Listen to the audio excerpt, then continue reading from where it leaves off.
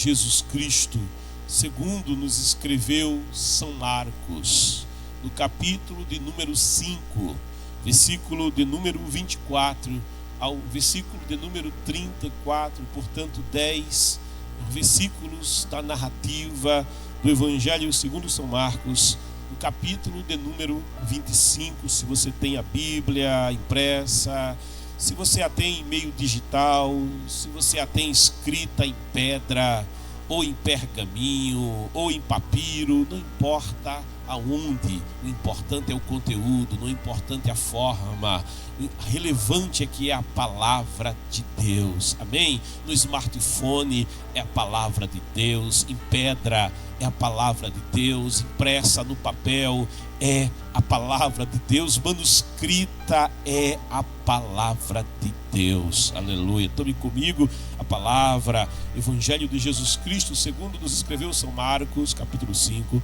versículo de número 24, nos diz assim a palavra do Senhor: então Jesus foi com ele, e uma enorme multidão o acompanhava, apertando-o de todos os lados. E estava por ali certa mulher que havia 12 anos vinha padecendo de hemorragia. Ela já tinha sofrido demasiado sob os cuidados de vários médicos e gastara tudo que possuía. Porém, em vez de melhorar, ia de mal a pior.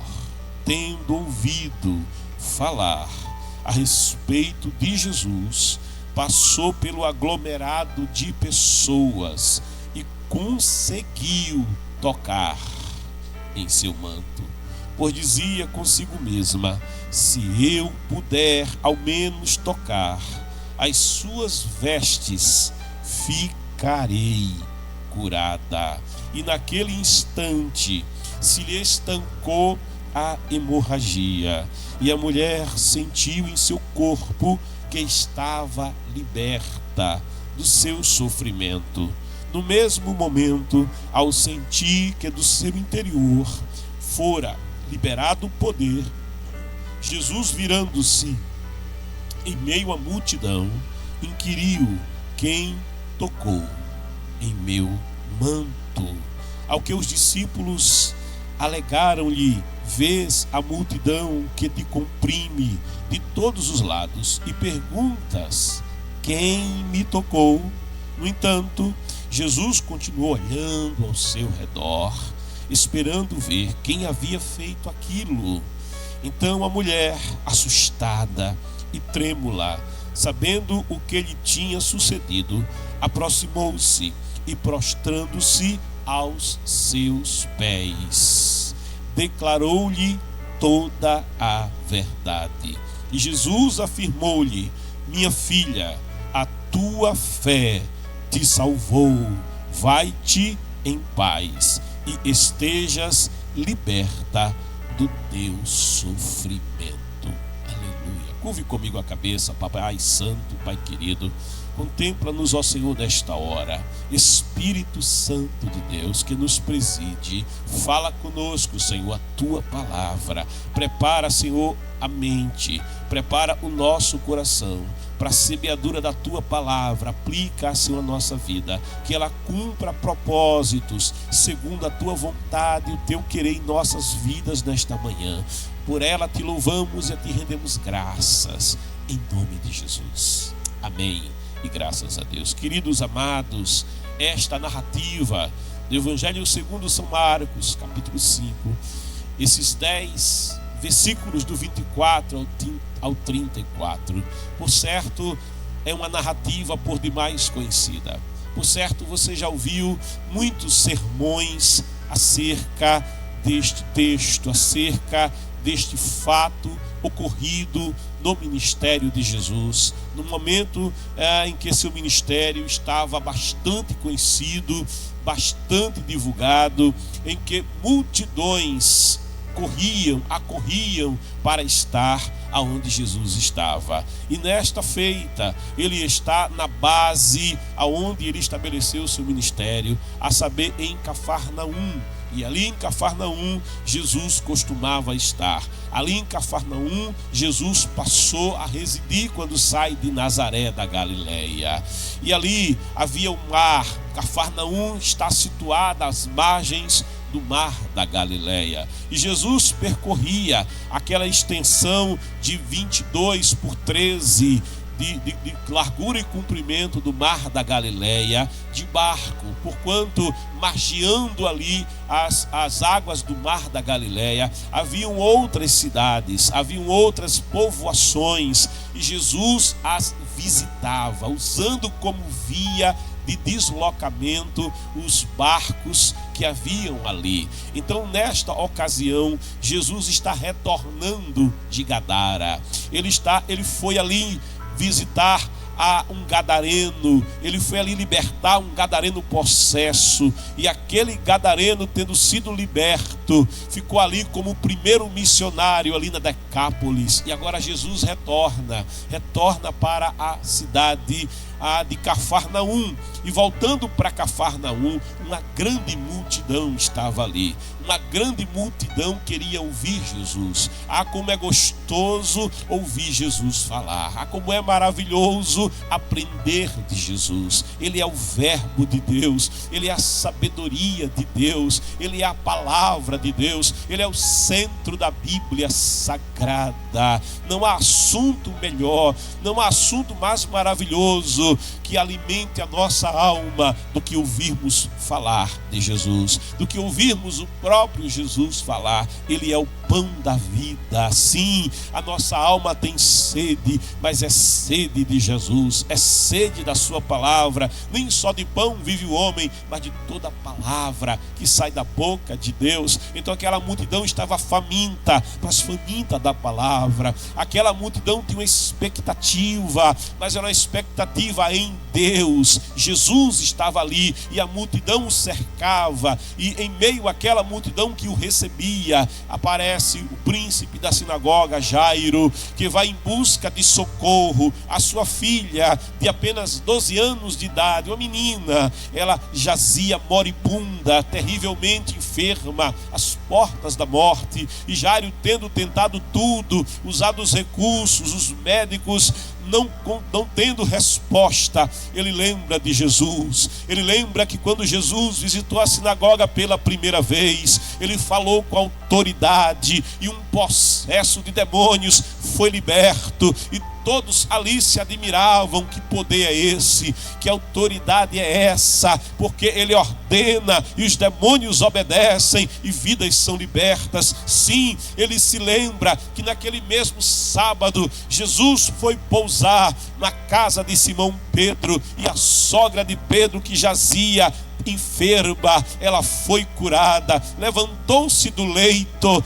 Ela fez uma refeição maravilhosa. Ele lembra que os enfermos, os doentes, os coxos, os cegos, os mancos, os leprosos, aqueles que estavam na região, souberam que um grande pregador, alguém que tinha poder e autoridade, tinha chegado a Cafarnaum, e foram à casa de Simão Pedro. E chegando à porta de Pedro, a bênção que estava na casa de Pedro alcançou aqueles que estavam também do lado de fora, porque narra o evangelho que Jesus curou a todos. Então Jairo cria no seu coração que Jesus, ele era a solução para a sua família, que Jesus era a solução para a sua filha. Olha, creia também nesta manhã, Jesus é a solução para você. Ele correu em busca de socorro, ele correu em busca de Jesus, e chegando ali, reconhecendo quem era Jesus, o poder de Jesus, a autoridade de Jesus, ele se prostra aos pés de Jesus, reconhecendo a sua autoridade, reconhecendo o seu poder, e pede socorro. Oh glória! Quem vai aos pés de Jesus e pede socorro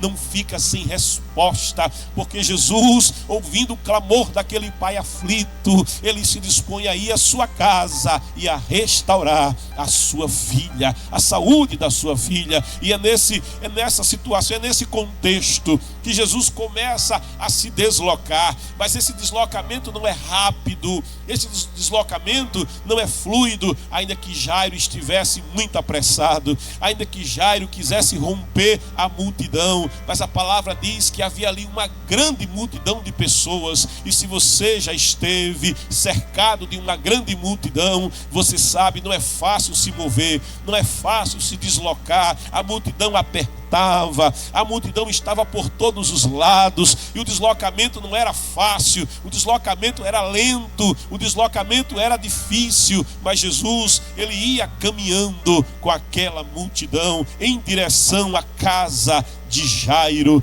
E quando Jesus vai em direção à casa de Jairo, a palavra diz, Marcos escreve no capítulo 25, no capítulo 5 do Evangelho segundo São Marcos: e estava por ali, olha, no meio daquela multidão, estava por ali certa mulher. O nome dela não é importante, o nome dela não é relevante. Agora, o seu propósito era importante, o seu propósito, a sua atitude será relevante. E é por isso que o Evangelho vai registrar a história desta mulher. E havia por ali certa mulher que havia 12 anos, diz a palavra, ela vinha padecendo, ela vinha sofrendo de hemorragia, ou de um fluxo de sangue, como diz outras traduções. Aquela mulher se esvaía em sangue continuamente,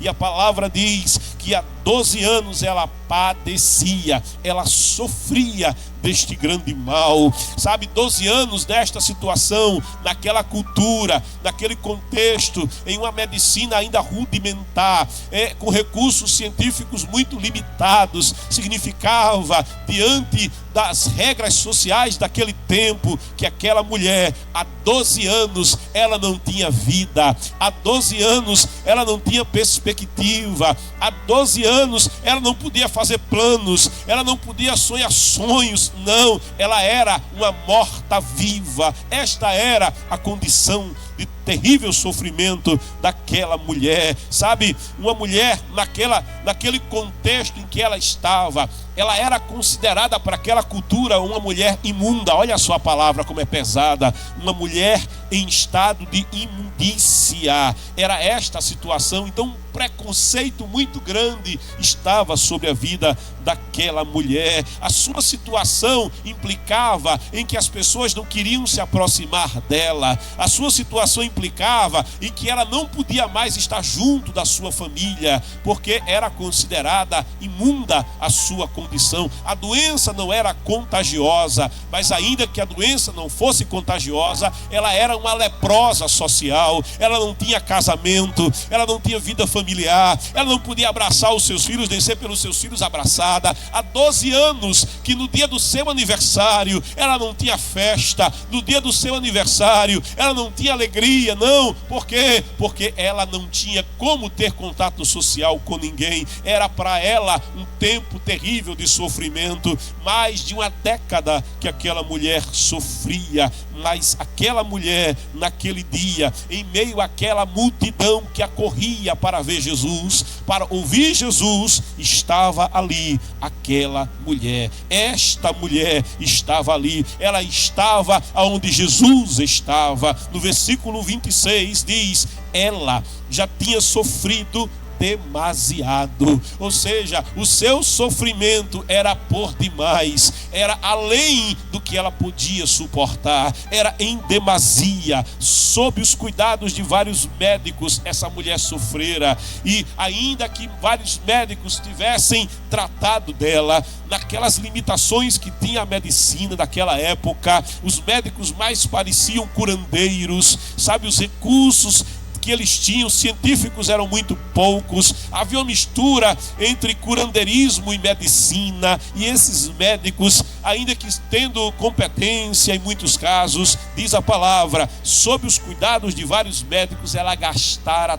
tudo o que possuía. Seus recursos bancaram muitas consultas caras, muitos tratamentos muito caros, mas nada, diz a palavra, porém, em vez de melhorar, olha a situação dela, em vez de melhorar, ela fazia tudo para melhorar, mas em vez de melhorar com os recursos da terra, diz a palavra, ela ia de mal a pior. Glória a Jesus. Veja que situação. Ela tenta melhorar, mas ela ia de mal a pior. Talvez a tua vida esteja assim, indo de mal a pior. A palavra diz que um abismo chama outro abismo. Essa era a situação dessa mulher. Ela não melhorava. Se hoje estava muito ruim, amanhã estava muito pior. Se hoje ela sofria, amanhã ela sofria ainda mais. Mês após mês, ano após ano. Veja, a pessoa que sofre de hemorragia, ela tem fraqueza constante. Imagina o que é você viver debaixo de uma fraqueza que não se resolve. Você viver continuamente fraco, continuamente fraca, sem forças para levantar da cama, sem forças para fazer coisa alguma, nem para fazer a própria comida. Era a situação dela. Ela vivia em fraqueza contínua. A sua pele era pálida, da cor do mármore era a sua pele. Ela não tinha cor, seus olhos eram olhos sem vida, a palidez constante, a pele era fria como pedra, pedra de sepultura era a sua situação. Quem por acaso tocasse naquela mulher ia perceber, ia se enregelar com o frio que estava no corpo, porque o sangue esvaindo continuamente, o corpo não tem como conservar temperatura, por isso ela era fria como um cadáver. Veja, quem quer abraçar uma mulher que é fria como um cadáver? Por certo, o seu casamento há muito que se acabara, se é que ela um dia se casou. Veja, pele fria, pele úmida, a respiração da pessoa que está com hemorragia é uma respiração rápida, ela não consegue respirar normalmente, é uma respiração muito acelerada. Essa pessoa sequer consegue falar bem, ela tem sede o tempo todo, o corpo vai perdendo os líquidos, de modo que essa pessoa não consegue viver sem beber água continuamente. Então os lábios vão ficando ressecados, vão ficando rachados, a boca vai ficando seca. Agora você imagina o que é passar 12 anos nesse estado, 12 anos nessa situação. Ela tinha sono contínuo, a falta de sangue gera sonolência, ela não tinha força, energia nem para ficar acordada, ela tinha tremores no corpo o tempo todo, a sua mão não era firme, as pernas tremiam, as mãos tremiam, o corpo tremia, o pulso era rápido, mas era fraco, e ela tinha tontura o tempo todo. Você veja o quadro, veja a situação que essa mulher passava. O Talmud, que é a aplicação prática da Torá, ou seja, da lei mosaica, ele previa pela tradição dos pais vários remédios para tratar de doenças, mas nenhum daqueles remédios puderam resolver o problema daquela mulher. Ademais, a lei colocava ela em uma situação complicada, porque a lei ali no Levítico ia declarando que ela era alguém imunda, ou seja, alguém que não podia ter contato com as pessoas e com quem as pessoas não podiam ter contato. A lei para aquela mulher também não lhe dava esperança. A religião mosaica para aquela mulher também não lhe dava uma solução. Ela estava lidando com a lei, que Romanos capítulo 18 vai dizer que a lei também estava enferma por causa dos pecados. A lei, ainda que ela estabelecesse o regramento do relacionamento do homem com Deus Santo, a lei não conseguia resolver o problema do pecado. Ao contrário, ao mostrar o pecado do homem, a lei ressaltava a condição do homem no pecado, porque todos pecaram e destituídos estão da glória de Deus, de um Deus que é santo, de um Deus que é incontaminável, de um Deus que não tem contato com o pecado. Então a situação daquela mulher era uma situação socialmente muito complicada, difícil, porquanto é dito daquela mulher que a lei não podia fazer nada por ela, se não excluí-la, se não exilá-la. E é por isso que no livro da carta de Paulo aos Romanos, no capítulo 8, versículo 20, o apóstolo Paulo, com muita propriedade, ele vai escrever dizendo: portanto, ninguém será declarado justo diante dele na obediência à lei, pois é precisamente por meio da lei que chegamos à irrefutável conclusão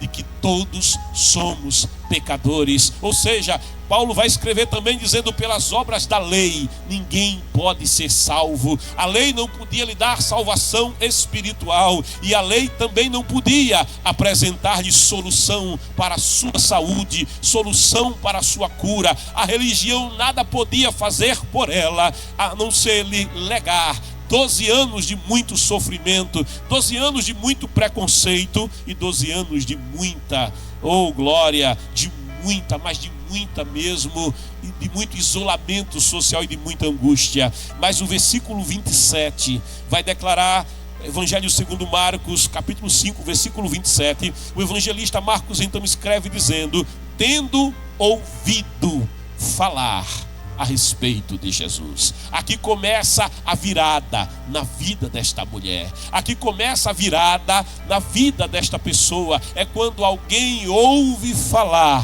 de Jesus, escuta falar de Jesus, dê ouvidos nesta manhã à palavra, ao evangelho, às boas novas de Deus para você. Verdadeiramente o crer vem pelo ouvir, e ouvir a palavra de Deus. É por isso que o verbo se fez carne, diz a palavra, e habitou entre nós, porque nós precisamos de ouvir a palavra de Deus. É essa palavra que alimenta, é essa palavra que dá direção, é essa palavra que muda a perspectiva, essa palavra quando ouvida vai mudando a mente, essa palavra quando ouvida ela vai impactando o caráter do homem, ela vai alterando as escolhas do homem, ela vai dando ao homem referência. Como guardará o jovem o seu caminho? A palavra diz: guardando a tua palavra, escondia no meu coração para eu não pecar contra ti. O salmista vai dizer: lâmpada para os meus pés é a tua palavra, é luz para o meu caminho. Essa palavra alimenta a alma. Esta mulher ouviu falar de Jesus, e quem escuta falar de Jesus não fica indiferente. Quando alguém ouvir falar de Jesus, a fé produzida, não é dito o que é que ela ouviu falar de Jesus, mas eu faço uma conjectura: ele libertou endemoniados. Eu faço uma conjectura: ele abriu a vista aos cegos. Eu faço uma conjectura: um leproso foi até ele e foi purificado. Eu faço uma conjectura: o mar estava bravio, o vento soprava, haveria naquele dia naufrágios, mas ele veio caminhando sobre as águas e liberou uma ordem dizendo: tempestade,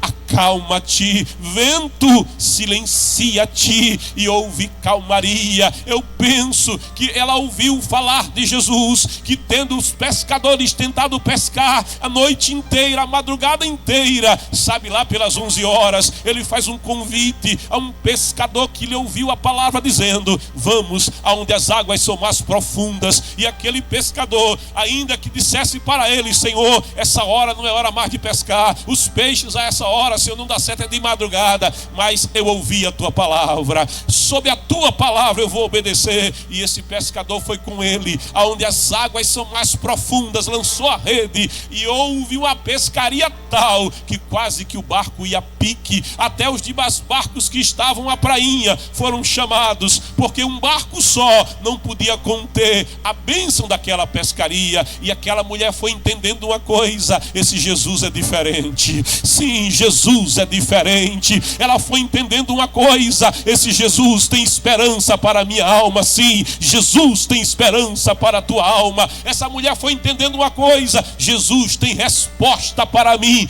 Jesus sim é a resposta para você. Essa mulher foi entendendo: Jesus tem solução para mim. Sim, Jesus é a solução para você. Ela ouviu falar a respeito de Jesus, e diz a palavra: tendo ouvido falar a respeito de Jesus, passou pelo aglomerado de pessoas. Ela vai romper a multidão. tremendo, sim, ela está fraca, ela tem tontura, sim, ela está sedenta, sim, mas sabe, tem uma fé lá dentro, meu Deus, tem uma fé que arde lá no coração. Sente essa fé ardendo na tua alma, sente essa fé. A fé é o firme fundamento das coisas que se esperam, a fé é a convicção daquilo que o olho não vê. Pela fé nós entendemos que as coisas que existem foram feitas a partir daquilo que não se pode ver. Pela fé, esta manhã você pode prevalecer. Pela fé, esta manhã você pode se levantar da queda. Pela fé, nesta manhã você pode romper as barreiras. Pela fé, ainda que a tua força seja pequena, aquela mulher, ainda que a força fosse pequena, mas havia nela algo sendo gerado pelo poder da palavra. A fé ia sendo gerada. Tudo é possível aquele que crê. E é nessa expectativa que essa mulher, ela passa, ela rompe o aglomerado de pessoas e ela conseguiu, diz a palavra, ela conseguiu o que queria, tocar em seu manto. Querido, amados, olha, a palavra de Deus nos diz que ainda que a lei proibisse que essa mulher tocasse alguma coisa, a palavra nos diz que havia, segundo Levítico no capítulo 15, 11 contatos que eram proibidos a esta mulher. 11 contatos, sabe, ela não podia nem tocar e nem ser tocada. E alguém vai dizer assim, mas a Bíblia discrimina a mulher. Na verdade não. O que a lei está fazendo com essa mulher não é discriminá-la. O que a lei está fazendo com essa mulher é protegê-la. Em uma cultura rude, os homens eram rudes. Em uma cultura rudimentar, que era a cultura daquela época, você imagine uma mulher no seu ciclo mensal. A mulher que está no ciclo mensal sente dores. A mulher no ciclo mensal, ela tem uma sensação de mulher que está operada. É a situação da mulher. Algumas têm dores e cólicas atrozes. Agora você imagina a mulher casada com um homem rude que não compreende o corpo feminino. Esse homem quer agora que essa mulher lhe atenda quando ela não tem condições de lhe atender. Então Deus, da sua sabedoria, para preservar a integridade da mulher, para dar à mulher um ciclo confortável dentro do possível, Deus estabelece 11 toques que não se podia fazer nessa mulher. Inclusive, quando a lei fala disso, e eu não quero ler o texto devido ao tempo, mas a lei diz que ele não pode tocá-la. Não diz que outra mulher não pode tocá-la, mas diz que o homem não pode tocá-la, que ela não pode tocar as coisas e o homem não pode tocá-la. E se o homem tiver contato com ela, passará uma semana impuro. Então isso fazia com que se tivesse o cuidado para com aquela mulher, para que aquela mulher estivesse em paz durante o período do seu ciclo. Todavia, quando a hemorragia era contínua, quando o fluxo de sangue não cessava, e aí caracterizava um problema mais grave de saúde, a lei dizia que esta mulher, ela continuaria separada, ela continuaria sem ser tocada, e aquilo que era para o bem da mulher, naquela cultura, vai se tornando um preconceito contra aquela mulher, vai se tornando um preconceito contra a situação da mulher. Em verdade, só o fato de ser mulher naquela cultura já era desvantajoso. Só o fato de ser mulher já implicava que ela estava em uma condição desfavorável, porque havia naquela cultura sim um preconceito contra a mulher, uma vez que Eva era acusada por Adão de ser culpada de alguma coisa, ainda que Adão estivesse do seu lado e ele fosse o responsável pela sua casa, ele fosse o responsável pela sua mulher, mas o homem no pecado, já com a mente distorcida, ele vai responder a Deus dizendo: a mulher que tu me deste, me deu o fruto e eu comi. Sabe, é a mente já do homem distorcida pela queda e distorcida pelo pecado. Isso colocava a mulher em uma condição de desvantagem perante as normas e as regras sociais daquela sociedade. Mas essa mulher estava no meio da multidão, ela tinha um problema, ela tinha um corpo frágil, mas ela ouviu falar de Jesus. Oh glória! E quem ouve falar de Jesus rompe os impedimentos. Quem ouve falar de Jesus rompe as amarras. Quem ouve falar de Jesus vê uma porta aberta, vê uma porta de saída. Jesus diz: eu sou a porta. Aquele que entrar por mim, não importa o contexto, aquele que entrar por mim, não importa a condição, aquele que entrar por mim, não importa as amarras sociais, os preconceitos sociais, aquele que entrar por mim entrará e sairá, entrará e vai encontrar saída, entrará e vai encontrar cuidado. Jesus é a porta para você. No versículo 28, o evangelista Marcos escreve dizendo: pois dizia consigo mesma, olha essa mulher, eu admiro ela, porque tendo ouvido falar de Jesus, ela deu tanto crédito, que aquela cabeça que tinha tontura, uma pessoa que tem tontura não pensa direito, mas essa mulher, porque ouviu falar de Jesus, uma tal fé gerada nela, e sendo a mente um campo de batalha, porque o inimigo primeiro ataca a mente para poder atacar o corpo. Há uma guerra espiritual que é primeiro psicológica. A mente dessa mulher, sabe, pastor Arnóbio falou aqui de Abraão, como Abraão prevaleceu, como a mente de Abraão dizia para ele: Abraão, a promessa não é para você, Abraão, você está muito velho para ser pai, Abraão. Olha, a tua mulher tem 90 anos, Abraão. E a Bíblia diz que quando a mente de Abraão era atacada, ele respondia a carne, a mente, a natureza caída, dizendo: glória a Deus. Não é para você, Abraão dizia: glória a Deus. A promessa, Abraão, não vai se cumprir, Abraão dizia: glória a Deus.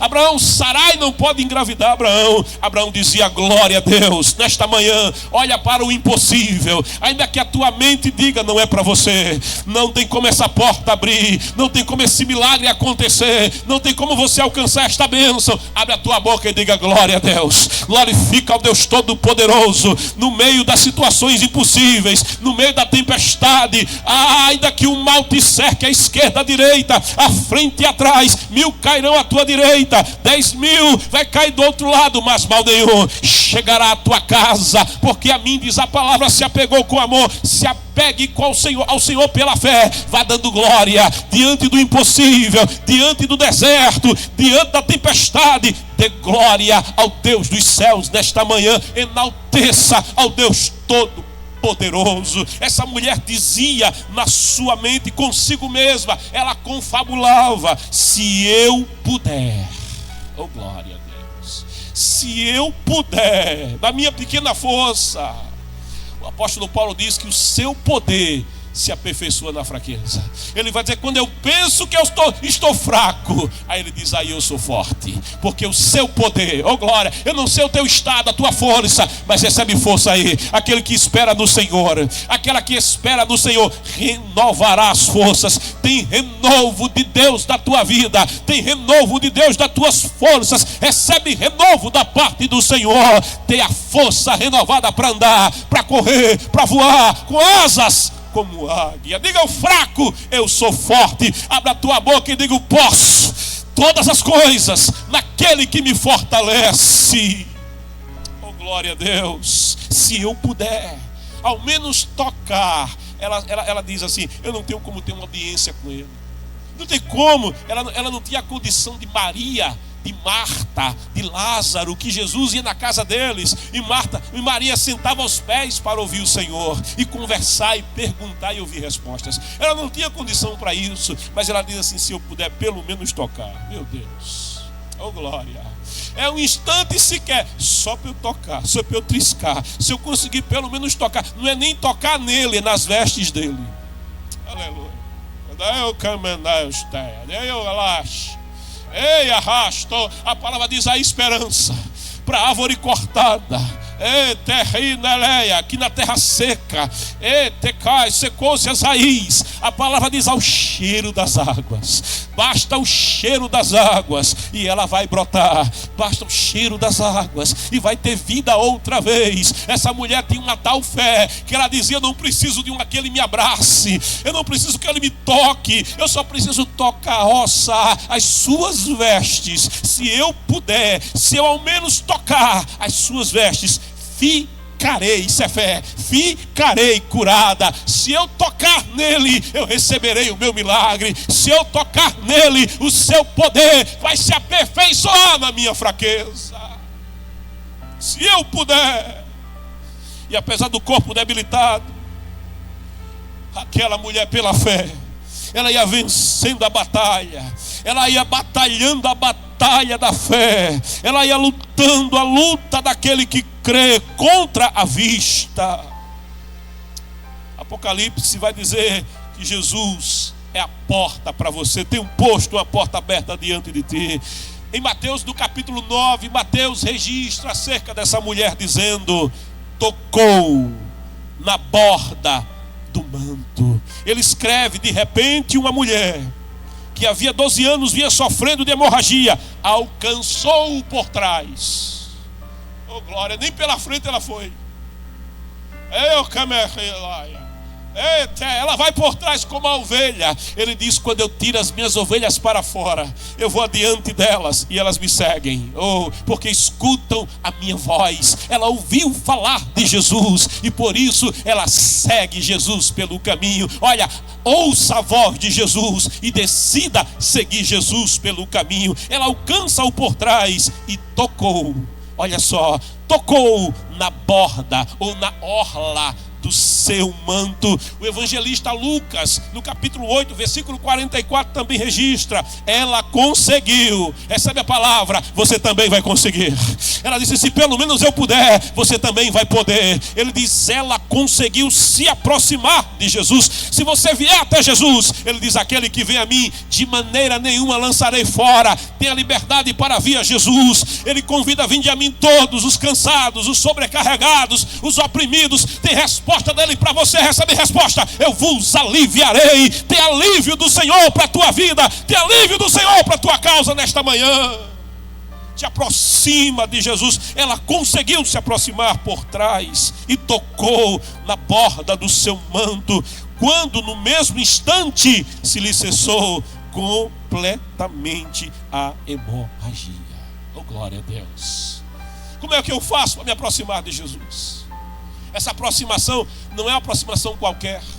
Olha, estar do lado de Jesus, abraçar Jesus, não é o mesmo que tocar Jesus pela fé. Você está num culto, está cheio de gente, Jesus está no meio. Ele disse: onde houverem 2 ou 3 reunidos no meu nome, eu estarei no meio. Sabe, aqui nessa live do Louvor e Palavra, Jesus está presente. Oh glória, sinta ele aí perto de você.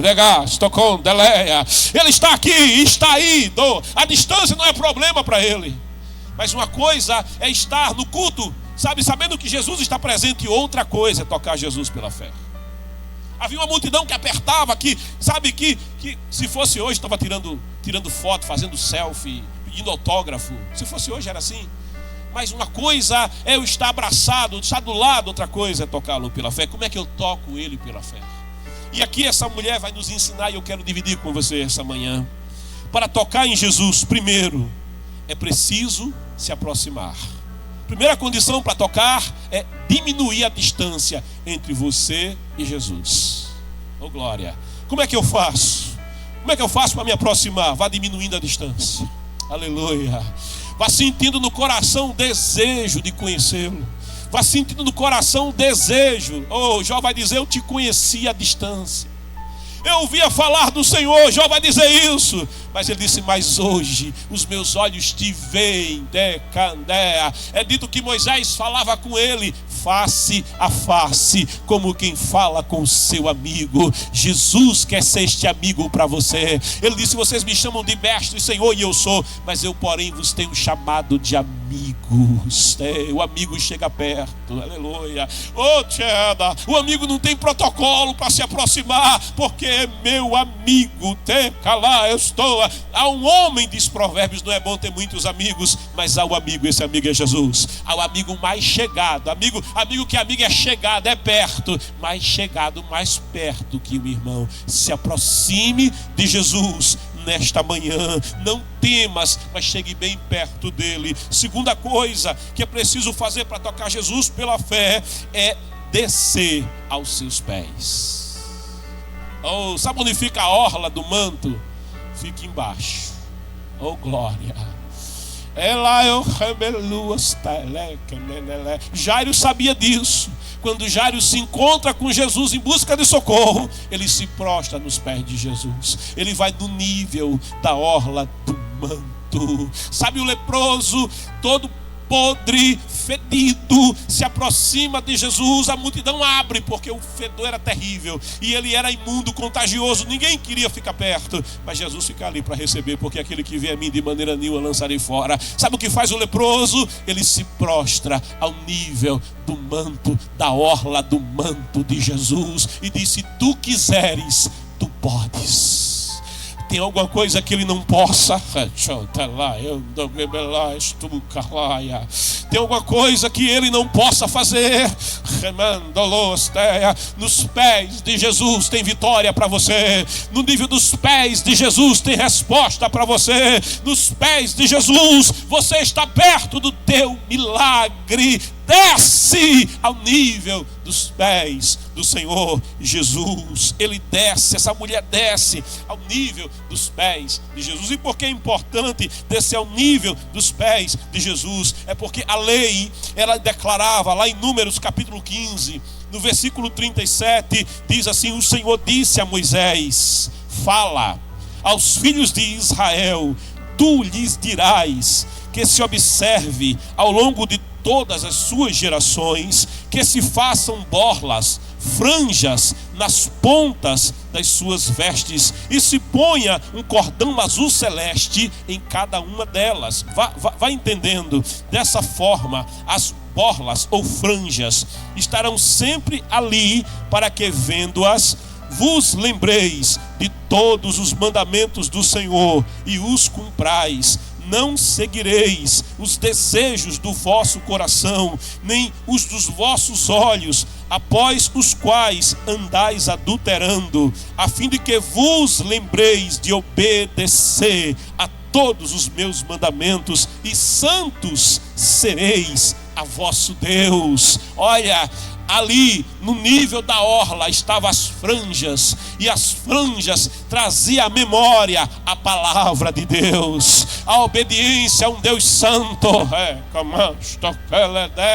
Ele disse: se obedecerdes a minha palavra, nenhuma das enfermidades que eu pus no Egito estará sobre vocês. Essa palavra santifica, essa palavra mostra o caminho, essa palavra dá direção, esta palavra é vida para você, esta palavra produz a fé, esta palavra tem promessas de Deus para aquele que crê e obedece. Bendito sereis ao entrar, bendito sereis ao sair, bendito na cidade, bendito no campo, bendita a tua panela, a tua amassadeira. Pode vir a ti por um caminho, mas por 7 serão desbaratados. Tem promessas de Deus da sua palavra.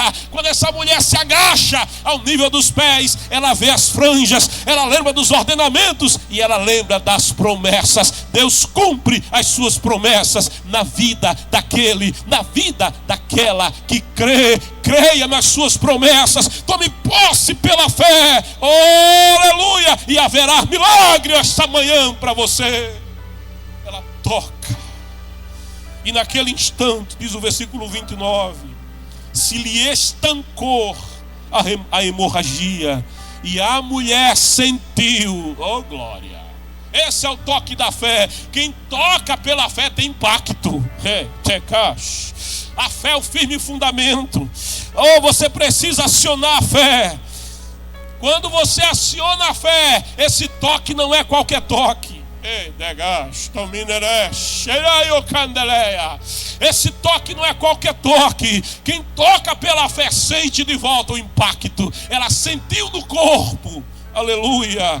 Ela sente que o seu corpo havia sido liberto do sofrimento. Jesus liberta. Recebe a palavra: se pois o Filho vos libertar, verdadeiramente sereis livres. Eu não sei o que te prende, mas eu ordeno essas amarras, eu ordeno essas prisões agora, em nome de Jesus. Ser liberto, ser liberta da prisão, ser liberto das amarras que te prendem nesta manhã, em nome de Jesus, no poder do nome de Jesus. O corpo daquela mulher recebe essa liberdade. O versículo 30 diz: no mesmo momento, no mesmo instante, Deus tem poder para fazer hoje.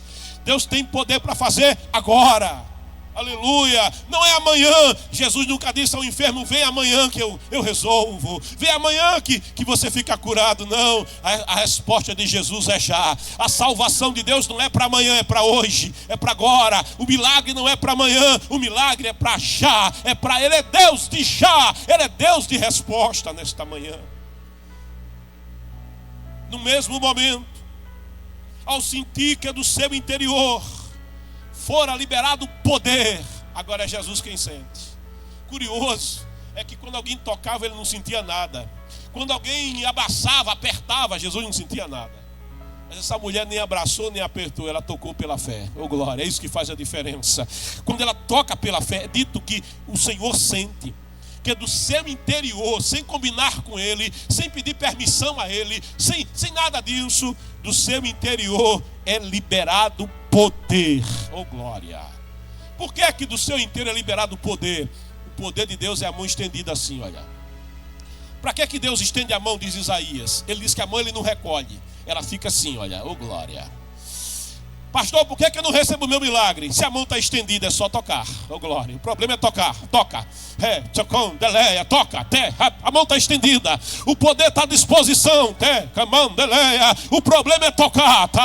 Vai tocando pela fé.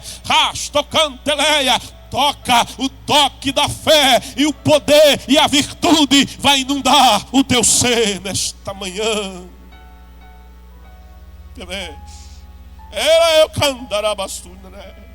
Jesus sentiu e virando-se, ela tocou por trás, ele se vira. Oh glória, onde é que está o toque da fé? Deus se volta para aquele que nele crê. Deus se volta.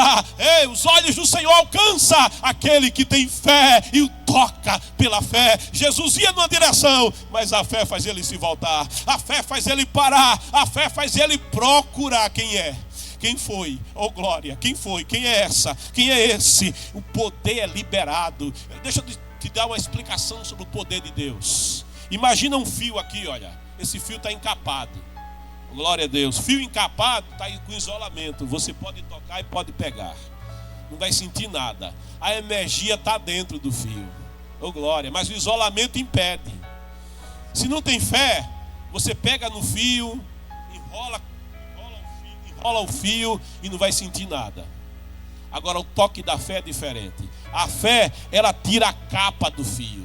Oh glória a Deus. E a energia que está no fio, oh glória, está passando no fio. A fé arranca a capa do fio e aí pega no fio desencapado. Quem é que já pegou aqui em 220 desencapado?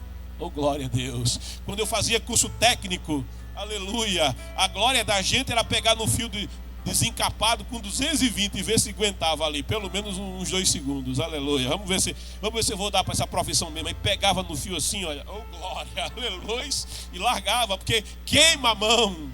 Isso é o poder, é o dunamis. Isso é quem toca pela fé. Se você tocar pela fé, vai ter uma descarga de poder na tua vida. Se você tocar pela fé, vai ter uma explosão de poder no teu ser. Oh, toca nessa manhã o toque da fé. Aleluia. Tem poder disponível para operar milagre da parte de Deus na tua vida. E aí Jesus começa a perguntar: quem tocou no meu manto? Quem ele está procurando? A palavra diz que ele procura uma coisa. O que? O verdadeiro adorador. A verdadeira adoradora. Deus procura. Alguém está no culto, mas não importa estar no culto, não importa estar na live, importa é a adoração. O verdadeiro adorador adora. Tem a verdadeira adoração e tem a falsa. A falsa não interessa ao Senhor. Ele procura a verdadeira adoração. E como é a verdadeira adoração, pastor? É em espírito. Não precisa ver você não precisa ver um ídolo para tocar no Senhor. Não, você não precisa ver uma foto para tocar no Senhor. Não, a verdadeira adoração adora em espírito, porque Deus é espírito. A carne não pode vê-lo, mas a fé consegue tocá-lo. O verdadeiro adorador adora em verdade, ele crê na palavra. Aquela mulher ouviu falar e ela creu, e ela disse: Jesus é a verdade que liberta a minha alma, Jesus é a verdade que vai libertar o meu ser. Eita, cai a sua, e é por isso que ele para, ele se volta para ela, ele procura quem foi, ele não fica indiferente ao toque da fé. Oh glória! No entanto, Jesus continuou olhando ao redor, versículo 32, esperando quem havia feito aquilo. Sabe, os discípulos vão dizer: Senhor, mas Senhor, tanta gente aqui te aperta, tanta gente no culto, tanta gente é crente, Senhor. O Senhor pergunta quem tocou o Senhor, o Senhor pergunta quem te apertou, Senhor. Todo mundo te aperta, todo mundo chega perto, todo mundo diz que é crente. Aleluia. Sabe, discípulo não entende o processo que você passa. Oh glória, discípulo não entende o que vai lá no eita, lá na tua alma dá remédio. O pastor pode não estar sabendo, o irmão da esquerda, da direita, da frente, da trás, a família não está sabendo, mas você sabe. Olha, e se você tocar no Senhor, ele também sabe, e ele resolve, e ele opera, e ele vai de encontro à tua necessidade aqui nesta manhã.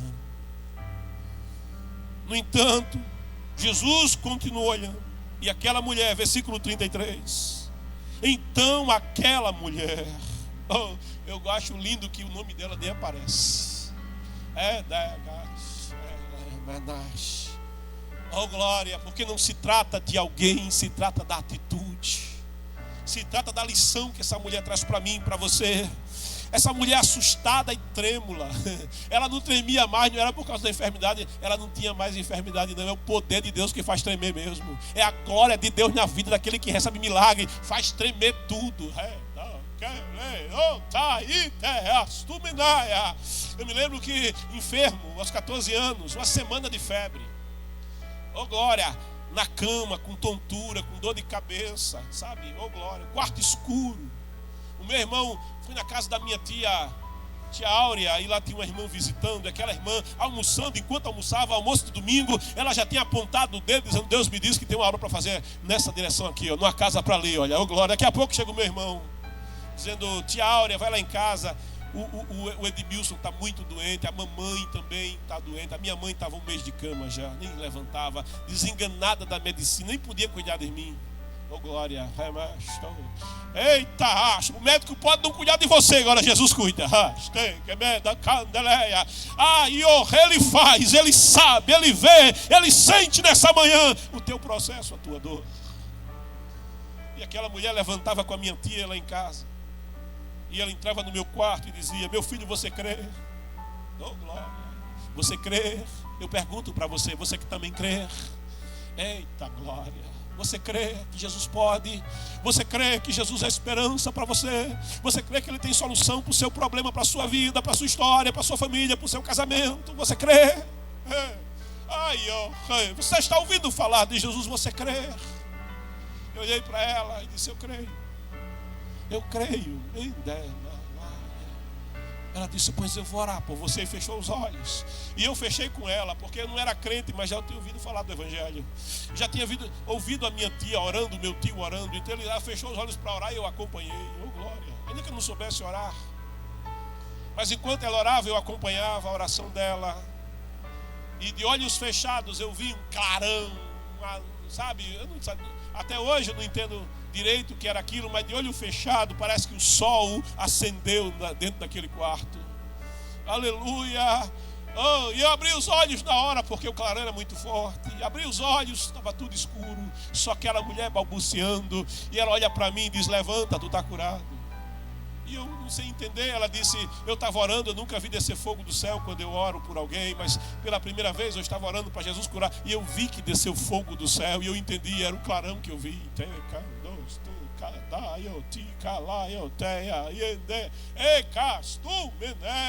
Oh glória, esse poder está à disposição de você, esse poder está neste lugar, este poder está aqui para operar milagre, para operar maravilha. Aquela mulher mandou me levantar, eu me levantei fraquinho, trêmulo, oh glória, aleluia, mas eu sentia pela fé, eu vou me levantar pela fé. Daqui a pouco eu estava suando feito tampa de chaleira.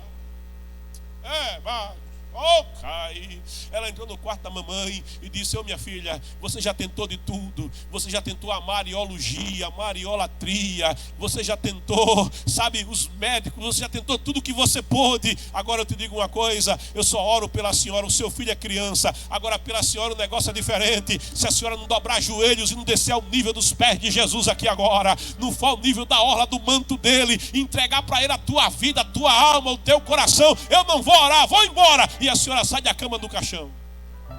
A mamãe conta que, a mamãe hoje é crente, mas ela conta que disse: mulher ruim, glória, mulher ruim, aleluia. Mas ela sentiu o aperto, rompeu as tradições religiosas, as amarras religiosas, porque naquele dia ela entendeu: não é a religião, é Jesus. Não é a tradição da família, é Jesus.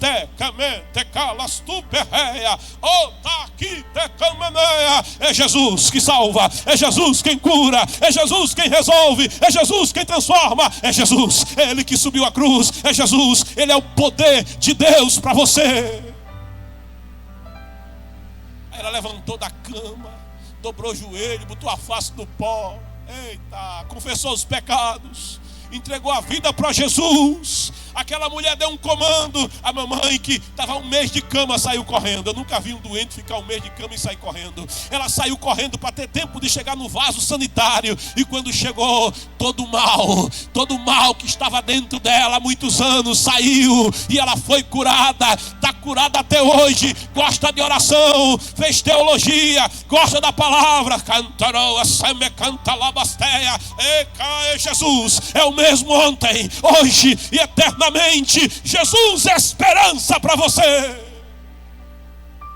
Ele é a tua paz, Ele é a tua salvação, Ele é a tua vida. Aquela mulher vem a Jesus, se prostra nos pés de Jesus, conta para Ele, dá o seu testemunho.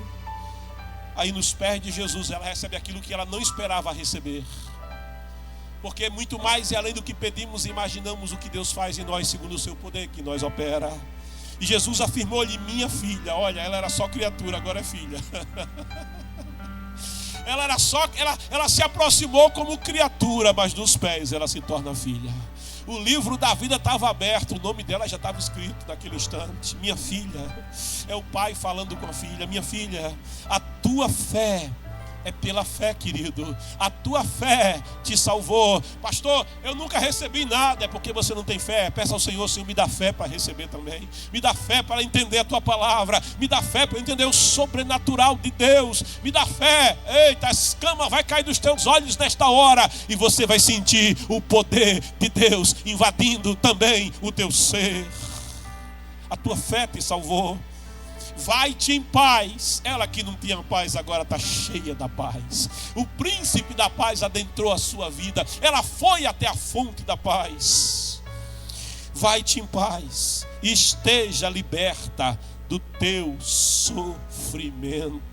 Ela recebeu salvação. Não apenas cura. É bom ser curado, meu irmão. É maravilhoso ser curado. Agora, cura sem Jesus, cura sem salvação, meu irmão, glória, não vale a pena. As igrejas ficam cheias de pessoas que querem ser curadas.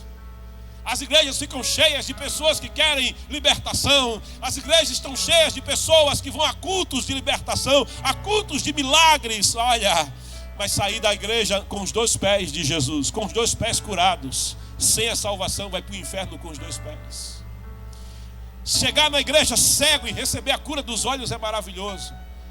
Mas se sair sem salvação com os dois olhos, é para o inferno do mesmo jeito. Os sinais é para você crer que Jesus pode fazer o maior milagre em você. Qual é o maior milagre, pregador? Maior milagre, escuta, do que cego ver e paralítico andar, é Jesus salvar. Ele quer te salvar, Ele quer te salvar, Ele quer te salvar. Como faço para ser salvo? Entrega a tua vida a Ele agora. Escreve aí nesse chat: eu quero salvação, eu quero Jesus.